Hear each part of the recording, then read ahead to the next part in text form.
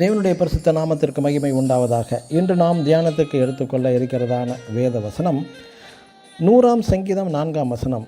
வாசல்களில் துதியோடும் அவர் நாமத்தை ஸ்தோத்தரியுங்கள். ஆமேன். இன்று துதி, நன்றி செலுத்துவது என்பது மிக ஒரு முக்கியமான நாளாக உள்ளது. இதை ஒரு விசேஷமான நாளாகவும் வாரமாகவும் மாதமாகவும் கொண்டாடி வருகிறார்கள். ஆனுவல் ஹார்வெஸ்ட் டே, தேங்க்ஸ் கிவிங் டே என்று ஒரு நாளையும் விசேஷமாக கொண்டாடி வருகிறார்கள். America, Canada, UK, Australia, France, Japan, India போன்ற அனைத்து நாடுகளுமே இந்த நாளை ஒரு விசேஷமாக தங்கள் வயல்வெளிகளில் விளைந்த காய், கோதுமை, பார்லி, நெற்கதிகள், பழங்கள் யாவற்றிலும் முதற் பலன்களை தேவாதி தேவனுக்கு நன்றி பலி செலுத்தி மகிழ்ச்சி அடைகிறார்கள். நாம் எபேசியர் 1ஆம் அதிகாரம் 3ஆம் வசனத்தில் நாம் பெற்றுக்கொண்ட உன்னத ஆசீர்வாதங்களுக்காக ஸ்தோத்திரம், நன்றி செலுத்த வேண்டுமா? எது உன்னதமான ஒரு ஆசீர்வாதம்? இந்த ஒன்றான மெய்க்கடவுளை அறிகிற அறிவை தந்தீர், அதற்காக நன்றி. 1 யோவான் 1ஆம் அதிகாரம் 3ஆம் வசனத்தின்படி எங்களது ஐக்கியம் பிதாவோடும் குமாரனோடும் உள்ளதற்காக நன்றி என்று செலுத்த வேண்டுமா? நாம் யார் பிரியமானவர்களே?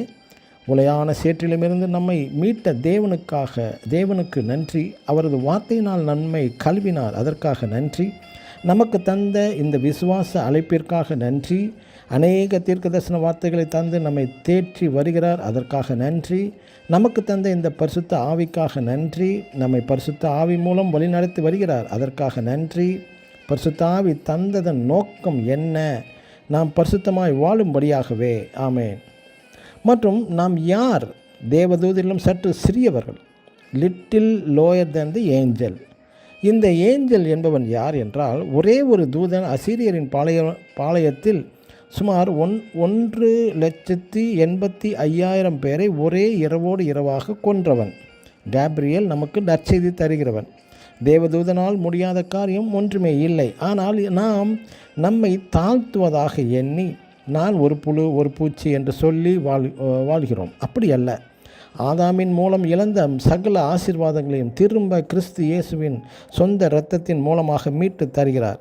நம் தேவன் தந்த இந்த பூமிக்காக நன்றி, இந்த காற்றுக்காக நன்றி, தேவன் தந்த இந்த நீருக்காக நன்றி என்று செலுத்துவோமாக. ஆமேன். God bless you.